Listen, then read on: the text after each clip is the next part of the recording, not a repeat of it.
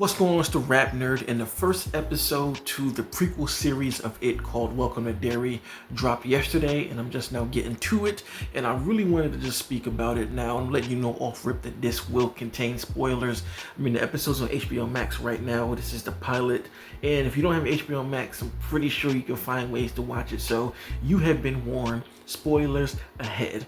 Now, I was interested in this because I am a huge fan of It Chapter 1 and 2, and I love both movies. I know It Chapter 1 is coveted as the better film, and It Chapter 2 is a bit amongst people, but I love what they did with that, especially Andy's direction. He made two straight up fantasy horror films. So when I saw them announce that they're going to do a prequel, I was excited, but also a little bit weary because I didn't know if the magic can be recaptured. And of course, I don't really expect it to be, but I was hoping that it could at least capture some of what was in those movies. And I'm here to tell you that episode 1 encapsulates what both movies have been known for in a number of ways. So the first movie and 2 really stood out because of how gruesome and no holds bar those movies were. Anybody could get it in the most gruesome way, and this first episode of Welcome to Derry lets you know that off rip. So if you had any fear about where it's going to be taken, you don't have to have it, because within the first 10 minutes of this episode, it lets you know, yeah, we're back on that same shit that we were on in Chapter 1 and Chapter 2. You're going to see high fantasy, hardcore horror that will gross you out, that will scare you, that is ultra violent, and also unpacking, the start of, I guess you could say, when Pennywise first made its way to Derry. Man, oh man, I was not expecting it to open like that. So we first are met with a kid. I forgot what his name is. They've been saying it the whole episode, but I'm really bad with names. He is in a movie theater, and he is pretty much trying to watch a movie for free, and he gets chased out of the theater, and he's walking, trying to leave Derry, and he catches a hitchhiker from this family who picks him up. So when he gets in the car, it's a dad, a wife, a teenage daughter, and like a 10-year-old son or whatever. Off rip, you already know something that's weird, because when he's in the car, the windows look very frosted, and I'm like, a car wouldn't be frosted like that if you have the heat on. So that's already number one weird.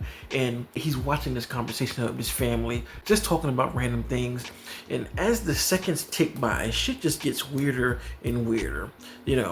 There's a moment when this girl in the car, she opens like a container and she dips her fingers in it, and she starts to sniff it, and I was like, yep, here we go. We're about to get into weird territory. And I had no idea it was going to get as weird as it got. So after the daughter does the weird thing of smelling her fingers, I still don't know what the hell that is, but it just was nasty as fuck. The wife is pregnant and proceeds to give birth to what seems to be a baby Pennywise, and you see everything in its frontal view.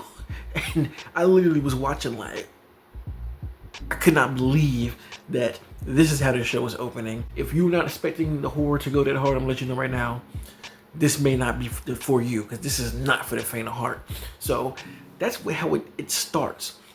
And then it fast forwards to a few months later, and this kid has gone missing, and everybody knows about it, but nobody really knows what happened. He is pretty much suspected as dead because the body wasn't found. Nobody could find the kid, but as you can imagine, like how the first It was, how Georgie was missing and Pennywise was speaking to kids through Georgie. It's kind of the same thing here with this kid that's missing, and we are met with this new gang of kids. The names are missing me right now, so I'm just going to describe each kid that we're introduced to. It is a girl who is kind of alienated in school because she's looked at as weird, and it's two friends who also knew the kid who was missing. They weren't really friends with this kid. They were kind of forced to try to build a friendship with the missing kid, but they just never, found that balance. And now that that kid is missing, one of the friends is really bothered by the fact that he is missing and wants to do his best to find him as well. And one of them has a little sister who's rolling around with him during the first episode. And then we have a girl who was at the theater at the beginning to see the missing kid run away. So we're with this collective group of people. There's like a side thing going on with the new Air Force sergeant who just came to Derry for a secret mission that the Air Force wants him to do. They haven't really stitched what he has to do with everything. He just has his side plot going on. So I really wonder how the kids and him are going to converge on, you know, on the series. But the main thing is about the kids here. You know, that side plot is like whatever right now. But it's so bold how they did this episode because we are with these kids the whole time. We're building up familiarity and learning each kid's personality. And I'm watching like, oh, you know, I dig what they're doing. They're kind of recreating the Losers Club, but, you know, back in the 60s. So I can dig it. This is typical of what I thought they were going to do, you know, use the same type of blueprint as the first movies because you can't lose. The first one was great. They all come to the realization that Pennywise, or what's the entity now that they don't know, has been speaking to all of them through really fearful ways. And they decided to take it back to the last place the missing kid was seen, and that's a theater. And what they don't know, similar to the first movie, when that reel starts to go, Pennywise shows up, and I'm sitting here thinking like, oh, okay, we're gonna get some nice scares because prior to the episode, there were some really good scares. One of the kids sees this lamp that has a bunch of faces in it that presents itself in the jump scare. There's even a jump scare with the sergeant when he's sleeping. And the main girl who's weirded out, she has a, you know, a pretty scary moment in the bathroom. So I'm thinking, this is what we're doing. But no, Pennywise kills all of those kids in this single scene, leaving the main girl who I was speaking about, who's alienated from everybody, and the other girl who saw the missing kid at the beginning. They are the only two left. Pennywise violently kills the shit out of these kids.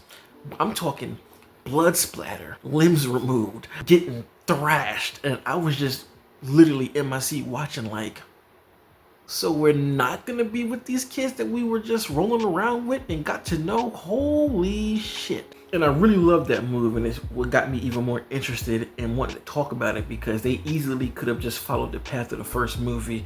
But this is a major shakeup because now I have absolutely no idea where this is going. It just threw a wrench in everything that I thought was going to happen in a good way. And it makes me wonder, is Pennywise going to continue to grow to the one that we know about, you know, in the later chapters when he kills people? Because obviously the clown is going to show up. So I just really wonder how that's going to be tackled. But based on this episode, I am all in.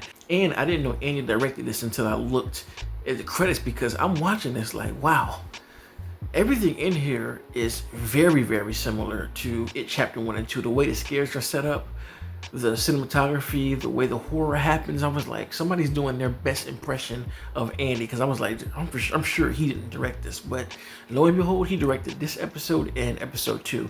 I don't know if he's going to direct all of them. I believe there are 7 or 8 episodes, but if he directs all of them, we are in for some shit, because again, this was masterfully crafted, and I am so excited to jump into this, and I will be watching every single week. That's how fantastic I think that this was done. And overall, I am very satisfied with this. And I will say, similar to It Chapter 1 and 2, there's a lot of CGI that is involved here, so if that's something that you're not a fan of, I don't know what to tell you or can help you with that. I do think that it all looks good. I don't think anything looks terrible, but I know a lot of people can be taken out of CGI characters over practical, but I think that with a character like Pennywise who feeds on people's fears with the most fantastical ways, I think that that's probably one of the best ways and only ways that you can realistically put it on screen in the way that it's presented. So I don't have a problem with it. So those were my thoughts on episode 1. I cannot wait to see episode 2. It drops on Halloween, and hopefully it's that morning because I'm going to jump into it